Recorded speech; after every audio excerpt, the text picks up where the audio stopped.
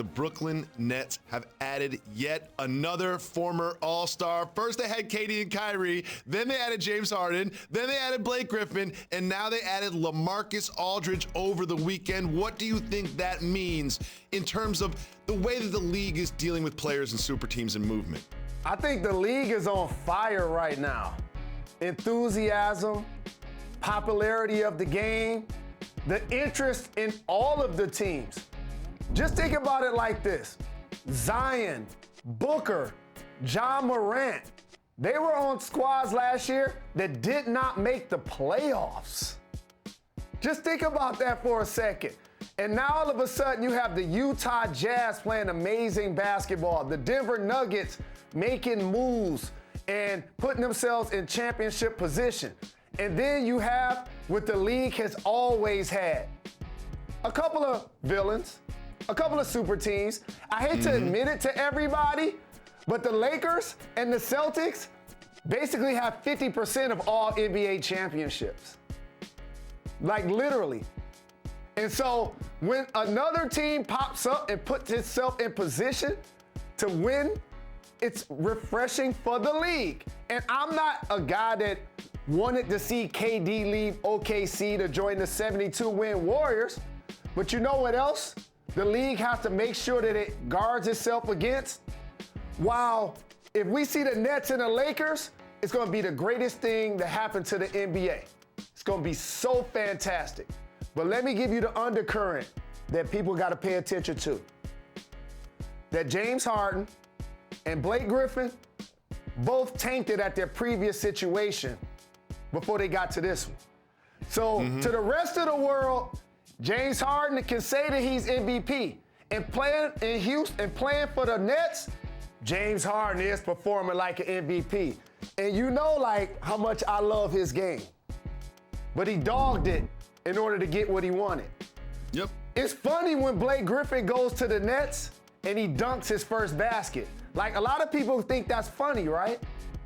That ain't funny to Pistons fans. I know. That ain't funny to Rockets fans. And you know who else that ain't gonna be funny to? The league office. When LaMarcus Aldridge is averaging 12 points with the Spurs, and then he comes out and he scores 20 points in his first game with the Nets, that's not good for the league. That is not good for the game, for players to basically tank to get what they want.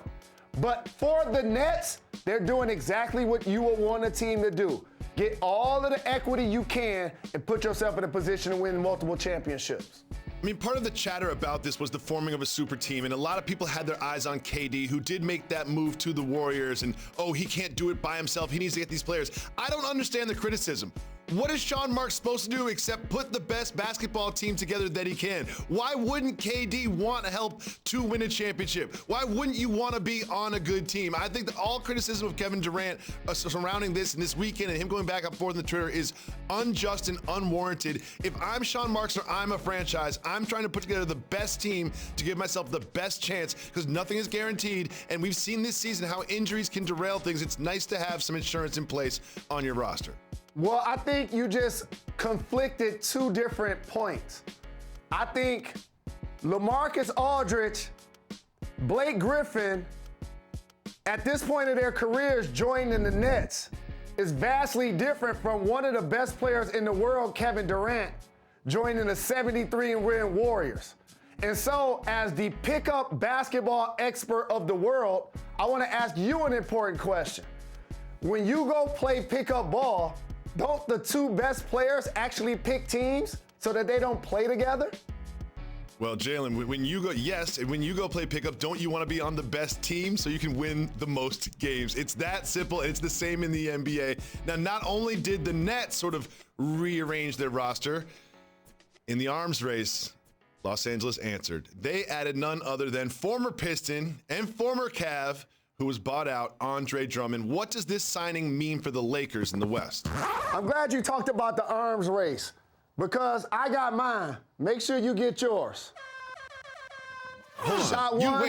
I saw you post the vaccine picture 2 days ago. You need to take a shower and take that Band-Aid off, my guy. You've had that Band-Aid on for like 48 hours, but continue about Andre Drummond.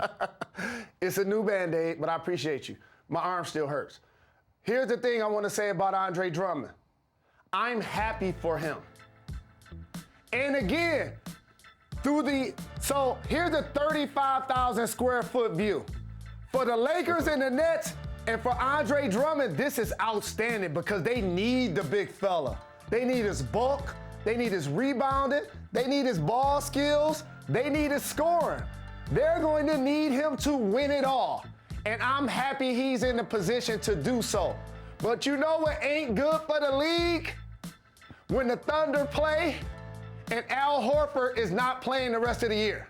You know what ain't good for the league? When the Cavs were coming to town and Andre Drummond was on the roster and not playing. When Kevin Love is not playing. That's not good for the league. That is not good for the game.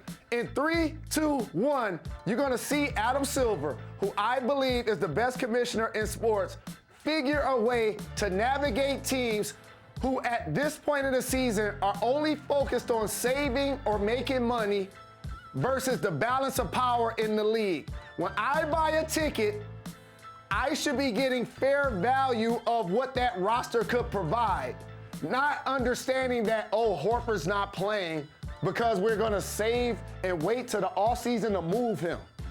That can't be what the league becomes overall.